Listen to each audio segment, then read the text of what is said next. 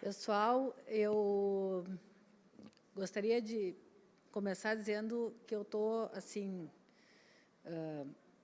tão feliz e tão emocionada de poder estar aqui com vocês. Muito obrigada, Marta, por me convidar para estar aqui, para ter essa comunhão. Tá? Eu acho que isso não tem, realmente, parece propaganda de cartão de crédito, né? Não tem preço. Mas é uma coisa sem precedente. Tá? E eu acho que eu e a Marta, nós convergimos uma visão extremamente importante que faz com que nós possamos crescer. Tá? Porque o GDIB vai por um lado, a BCD vai pelo outro, mas é para vocês, é para os pacientes que a gente trabalha. Os médicos se organizaram no GDIB com esse intuito também, de melhorar a vida dos pacientes. Eu acho que esse é o ponto. De formas diferentes, e como vocês viram, as várias falas aqui até o momento, como tem coisas para fazer. Né? Nós precisamos realmente trabalhar juntos, nos unir, porque tem muita coisa para fazer. Eu gostaria de dar uma breve introdução, como a gente fala muitas siglas, né? Então, PCDT, Protocolos de Diretrizes Terapêuticas do Ministério da Saúde. Um contexto histórico, assim, tentando entender como, quando a gente fala em 10 anos e 20 anos para um tempo individual de uma pessoa, é muito tempo. Quando a gente fala em evolução de uma sociedade, 10, 20, 30 anos não é tanto tempo assim.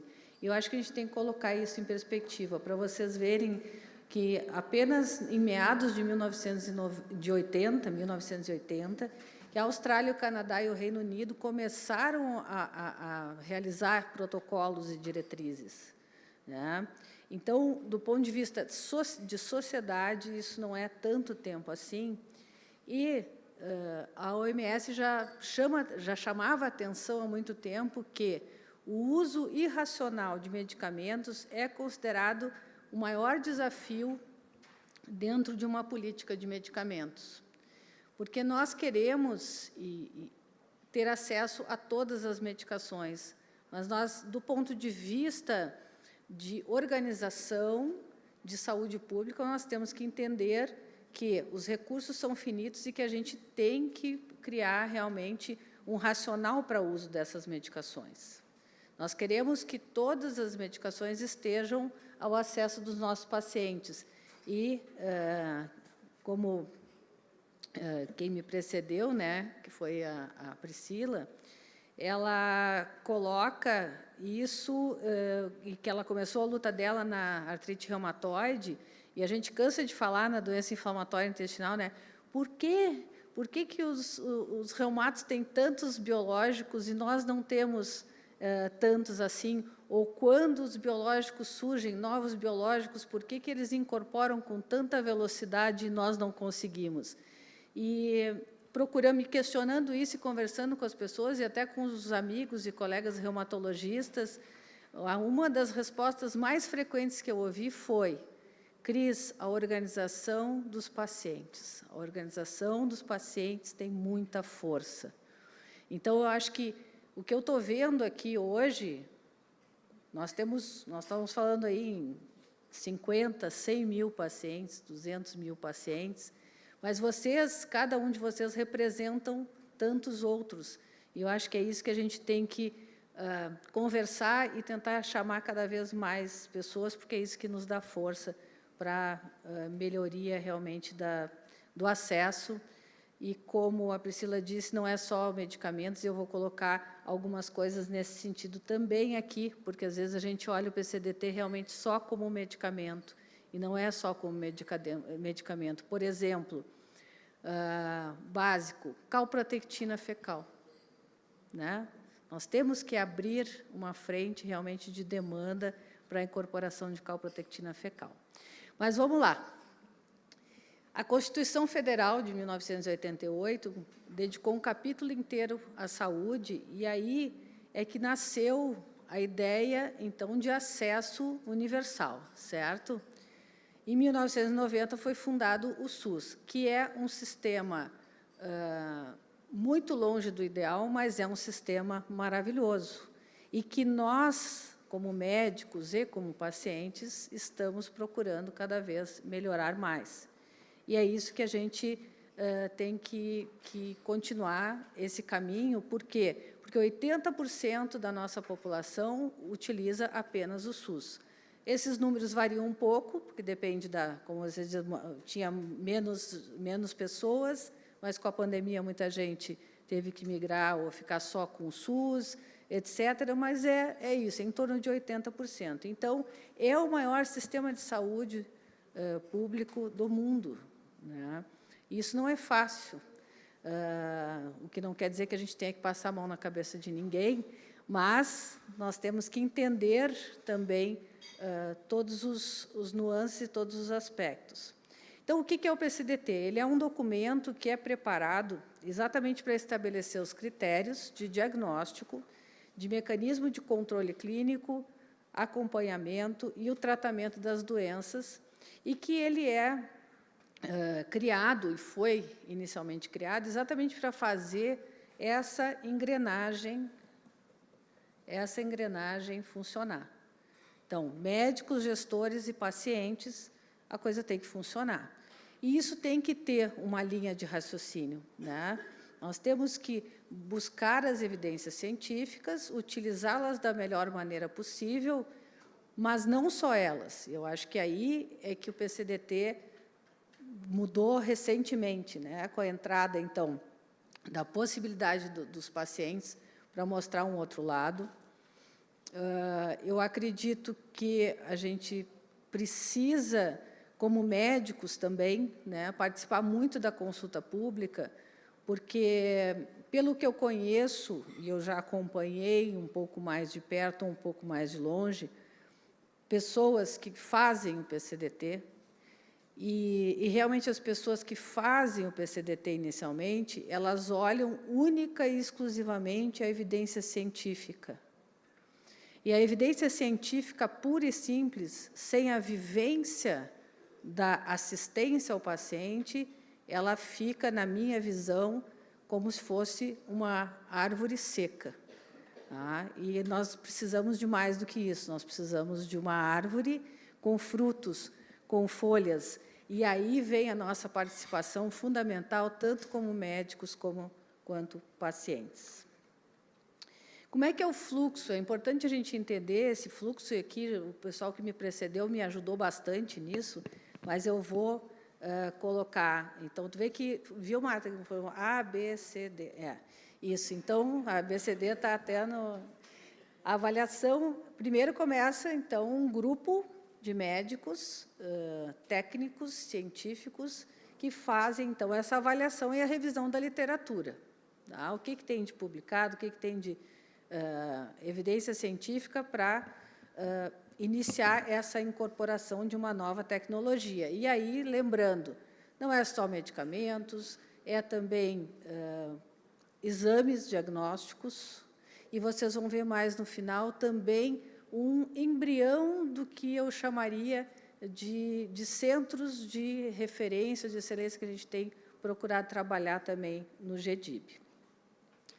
Depois disso, quem é que faz isso? É uma subcomissão da Conitec, que eu não sei muito bem, confesso a minha ignorância, como essas pessoas são escolhidas de fato.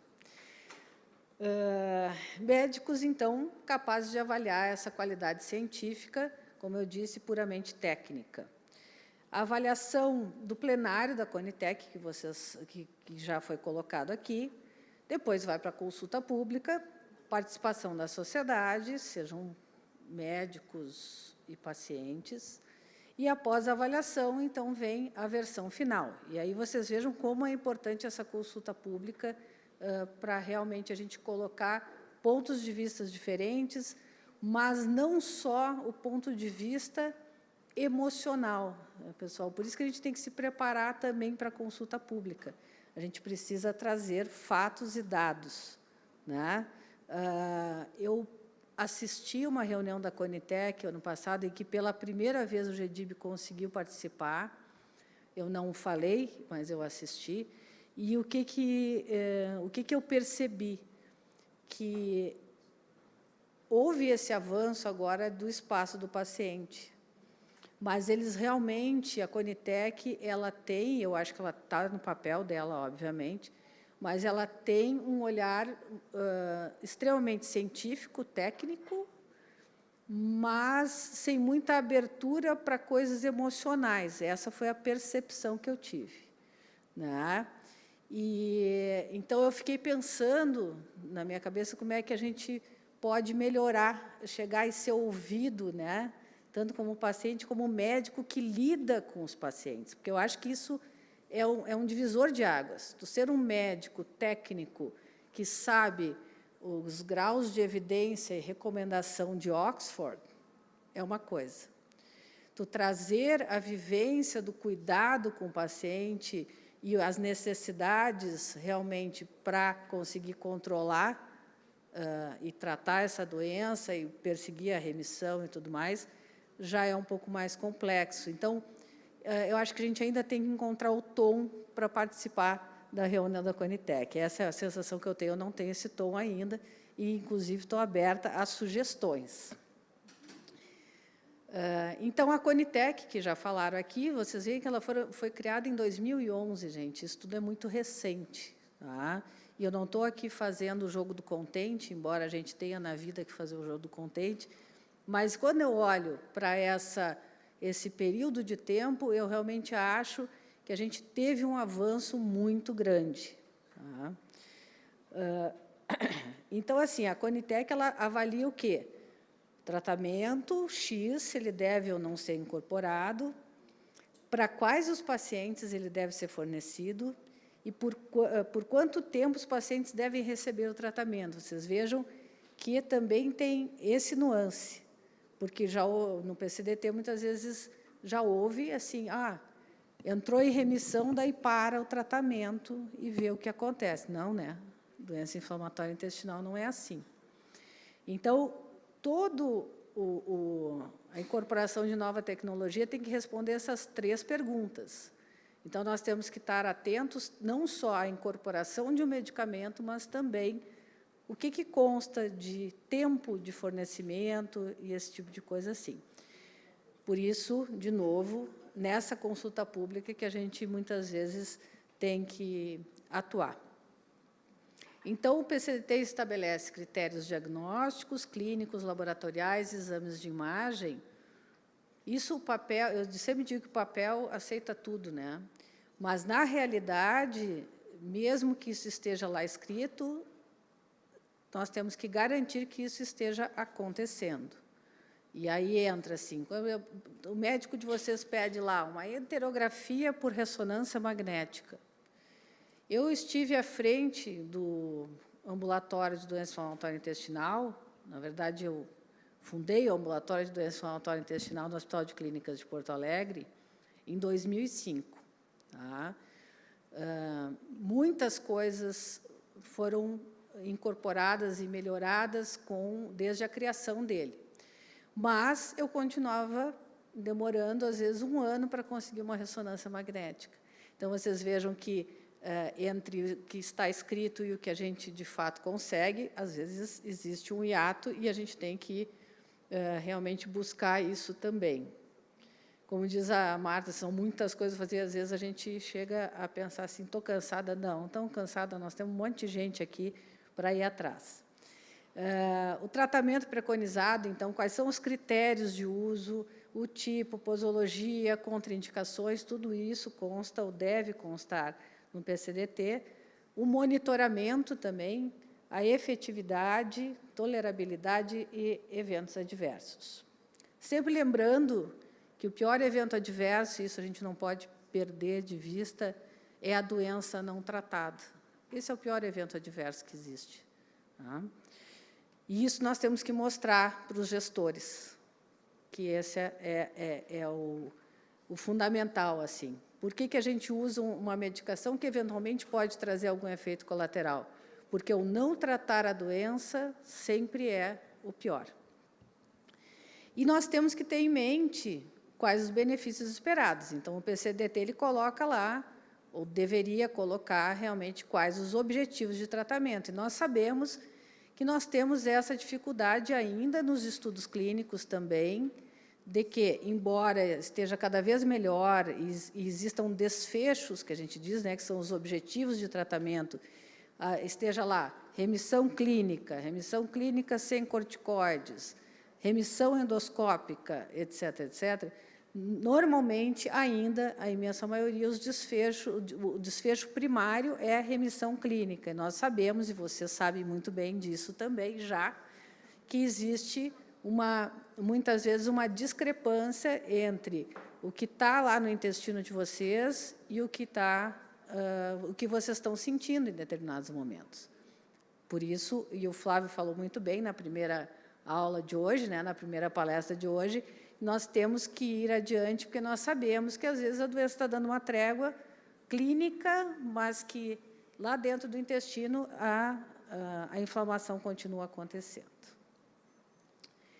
Então, as regras depois de toda essa avaliação, evidências científicas, estudos de avaliação econômica, que, na verdade, aqui, de novo, falta muito, e eu acho que isso é uma coisa que, como GEDIB, é uma das coisas que eu gostaria de poder desenvolver, que são os estudos de farmacoeconomia, porque, para um gestor que tem um orçamento X e precisa distribuir esse orçamento entre tantas doenças, tantas situações e tal, ele tem que ter um uso racional disso. A gente não pode fugir disso. Vocês têm o orçamento de vocês em casa, vocês escolhem, na hora de ir no supermercado, o que vocês vão comprar, o que vocês vão abrir mão, o que vocês não vão abrir mão.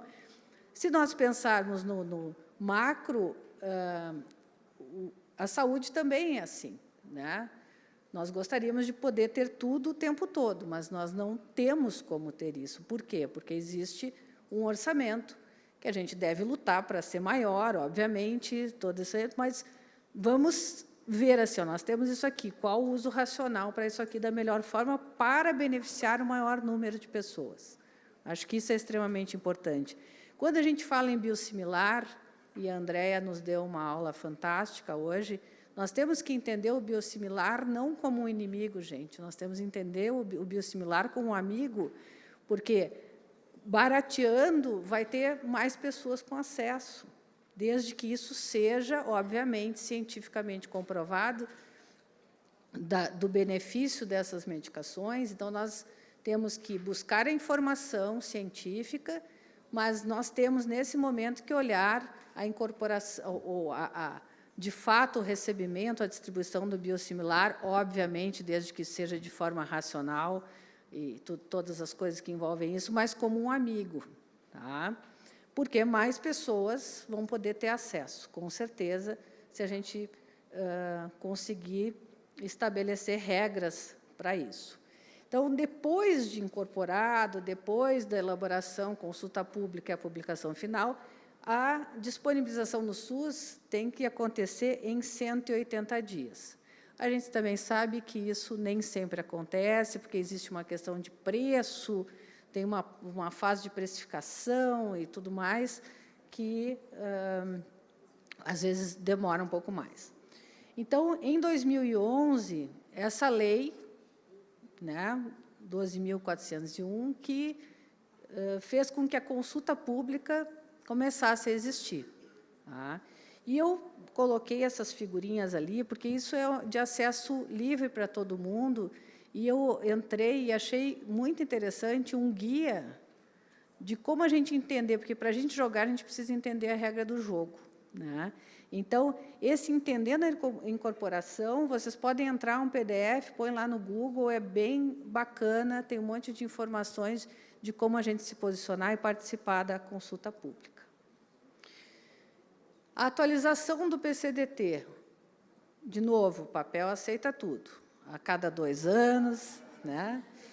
Quando houver inclusão, exclusão, alteração, que gere a necessidade de revisão. E aí vem esse detalhe, assim, ó, qualquer um de nós, pessoa física ou pessoa jurídica, pode abrir uma demanda. Lógico que isso tem que ser embasado, mas é importante a gente saber que nós podemos abrir essa demanda para que ela comece a ser vista e avaliada. A ATS também foi outra coisa que já foi falada aqui, eu acho importante que a gente conheça, porque também isso aqui é o mundo ideal, né? Tudo isso sendo avaliado, organizacional, clínica, pacientes, um dia nós chegamos lá, né? Está aí para que a gente persiga o ideal, mas que isso, de fato, muitas dessas coisas não acontecem, até porque muitas coisas a gente nem tem dados, né? De custo, efetividade, do nosso meio, do nosso país, né? Os custos são diferentes, as pessoas são diferentes, a epidemiologia é diferente. E, inclusive, aí eu vou aproveitar o gancho, que é para falar para vocês o seguinte, a gente lida muito e fala muito de doenças raras, né? E, realmente, a doença inflamatória intestinal foi considerada, e tem sido considerada ainda por muitos, como uma doença rara, mas, de fato, ela não é mais. Tem um colega, doutor Abel Quaresma, que fez o doutorado dele, e o dado é fantástico, e isso que a gente sabe que talvez ele esteja minimizado. Mas, assim, nós temos hoje uma prevalência de em torno de 100 pacientes para cada 100 mil habitantes. Daí vocês façam a conta, aí, em 270 milhões de brasileiros, quantos podem ter doença inflamatória intestinal. Ou seja, já ultrapassou, ela já não é mais uma doença rara. E, ao não ser uma doença rara, a gente tem que descobrir mais ainda a nossa força para criar políticas públicas de saúde. Então, aqui é para mostrar para vocês que nós melhoramos, né? Vejam bem, no CROM. Primeiro, PCDT, 2002, depois 8 anos para o segundo, depois, em 2014, teve uma revisão, 2017, 2022, ele está em atualização atualmente. Então, olhando assim, a gente vê que, na linha do tempo, as coisas estão melhorando. Tá? Em 2017, a única modificação, de fato, que a gente conseguiu foi a inclusão do certolizumab, teve também uma visão diferente do infliximab para a doença perianal, né? Houveram algumas evoluções. E agora, atualmente, ele está em revisão, então vamos ficar de olho, depois vai aparecer a consulta pública e tudo mais. O PCDT da retocolite, então, aí a gente, às vezes, tem vontade de chorar, né? Quando olha 2002, 2019, vou te contar, né? Mas isso tem a ver, ou melhor, tem tudo a ver com vocês. Tem tudo a ver com vocês, porque foi a força de vocês, com uma breve ajuda dos médicos, né, que conseguiu, finalmente, isso aqui. Gente, isso aqui é histórico, a entrada do infliximab no tratamento da retocolite ulcerativa, com milhões de anos depois, né, e milhões, para quem tem retocolites, foi milhões de anos, com certeza. Mas depois vocês vejam que a coisa começou a andar, 2020, 2021, 2022 já tem revisão, 2021 entrou o TOFA, né? Então, realmente a coisa está andando muito melhor. Mas essa figura eu gosto, porque, assim, é bem isso, né? Dependendo da visão que tu tem, do lado que tu olha, a interpretação pode ser completamente diferente. E eu trouxe essa figura para dizer para vocês que é muito importante que a gente ouça, né? Que a gente fale, mas muito mais que a gente ouça. Por quê? Só ouvindo o outro lado é que, inclusive, a gente vai conseguir se posicionar para ter a melhor forma de chegar no outro, no ouvido do outro, né? De esperar o nosso momento de falar e a melhor estratégia de falar e tentar sempre olhar o outro lado, porque a gente tem que compreender né? Então, assim, de um lado, nós temos os recursos, do outro, nós temos todas as nossas necessidades, que são fundamentais. Nós precisamos ter critérios para isso, o PCDT ele procura fazer isso, ele não é o ideal, da forma como ele tem sido construído, mas tem sido cada vez melhor. Eu acho que é essa a principal mensagem que eu gostaria de passar para vocês. Nós temos muitas coisas para melhorar, mas muitas coisas já melhoraram. Eu acho que essa é a ideia e o conceito que eu quero que vocês saiam daqui. O PCDT ele está aqui, com certeza, para nos ajudar. E nós temos que atuar para que ele seja cada vez melhor. E aqui eu trouxe só essa frase, para não esquecer de falar, que lá no PCDT já tem essa questão do centro de referência. Eu participei, assim, para o bem e para o mal, do primeiro centro de referência de Crohn e colite, dentro do Hospital de Clínicas, foi fundado em 2007, exatamente para que os biológicos fossem infundidos, avaliados e orientados por um médico que entende de doença inflamatória intestinal. Tá? Foi uma experiência maravilhosa, gigante, com todas as experiências, tem o lado bom e o lado ruim, mas isso começou, e na minha cabeça, quando eu fui convidada para começar esse movimento, era para ser replicado centros de referência no interior do Rio Grande do Sul. E isso nunca aconteceu. Quando muito, eu não tinha nem a farmacêutica comigo ali. Por quê? Porque tudo isso era trabalho voluntário, gente. Então, o Estado ele ganhava com o centro de referência porque ganhava em economia, porque nós fazíamos compartilhamento de dose, certo? Mas ele não queria fornecer uma farmacêutica para trabalhar comigo. O hospital fornecia o ambiente, a médica para estar lá fazendo assistência para esses pacientes e também não achava que devia disponibilizar mais uma pessoa para fazer isso.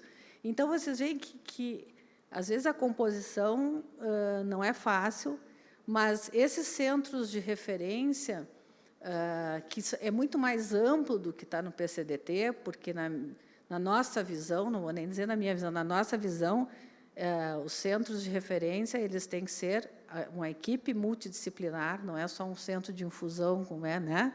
Nós temos que ter acesso à nutrição, à enfermagem, ao psicólogo, lógico. Então, isso também é incorporação no nosso... Né? A assistência multidisciplinar também pode ser considerada uma incorporação de tecnologia. É isso que nós temos que abrir a nossa cabeça e tentar realmente reivindicar algumas coisas a mais. Então, sem dúvida nenhuma, o PCDT é um avanço, houveram muitos ganhos, as revisões começaram a ser mais frequentes, a consulta pública, a participação de vocês, agora de forma extremamente recente, mas nós temos grandes desafios. Avaliação, eficácia e efetividade. A gente fala muito eficácia e efetividade, né? O que é eficácia e o que é efetividade? Vocês têm ideia, uma ideia boa do que é isso?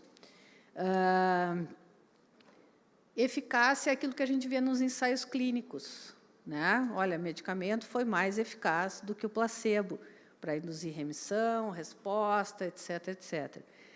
Quando a gente fala em efetividade, a gente já está falando em dados de vida real, ou seja, são aqueles estudos que são feitos já depois dos ensaios clínicos e que, normalmente, a gente começa tanto a detectar coisas de efeitos adversos, de segurança, mas também a gente começa a perceber um resultado mais simbólico, vamos dizer assim, porque é quando o medicamento começa a ser usado na população em geral. Porque os ensaios clínicos têm que ser um ambiente controlado e a gente entende que eles têm que ser. E, por isso mesmo, existem tantos critérios para entrar, e depois a Cirla vai falar sobre isso, eu acho que é importante, que, inclusive, incentivar os pacientes a participar dos ensaios clínicos, porque eles são tão difíceis de selecionar, porque tem tantos fatores que fazem com que a gente não possa incluir um paciente no ensaio clínico, no estudo clínico, mas depois, e esses pacientes representam apenas 40% da vida real. Então, os estudos de vida real são extremamente importantes, a gente sabe que eles não são esse ambiente controlado, e o que eu vejo é que a equipe da Conitec, ela só se atém a esses ensaios clínicos. Então, eles olham a eficácia, mas falta olhar a efetividade. Eu acho que isso é um trabalho também que a gente precisa fazer. E ampliar cada vez mais a participação dos pacientes. Isso aqui foi muito rico hoje, e vamos lá, porque é tanta demanda da vida pessoal da gente, né, que às vezes é difícil a gente estar buscando isso, mas vamos tentar manter isso vivo, de realmente participar do que o pessoal mostrou aqui, que tem vários canais, né? Às vezes até eu aprendi um monte hoje, nem sabia que tinha tantos. Tá? E o cuidado, porque assim, os médicos que cuidam dos seus pacientes com verdade, né? Com a busca realmente do bem-estar, da qualidade de vida e tudo mais, tentando manter sempre a cabeça muito atenta para não embarcar em alguns vieses que, eventualmente, possam aparecer no nosso caminho. Então, isso também é um trabalho do médico, procurar ser muito crítico com as informações que recebem, com os estudos que leem e estar atentos às forças da vida e dos interesses, né? Tanto por parte de governos quanto por parte da indústria. A gente tem que estar sempre muito atento para fazer e buscar os melhores caminhos. Mas, com certeza, o PCDT está longe de ser perfeito, mas é um grande avanço. E nós temos cada vez mais participação nisso. Eu só tenho a agradecer, mais uma vez, a oportunidade de estar aqui conversando com vocês e dizer que o GDIB, com certeza, vai trabalhar de braços dados com a BCD, tá? Estreitando cada vez mais esses laços que são fundamentais. Muito obrigada.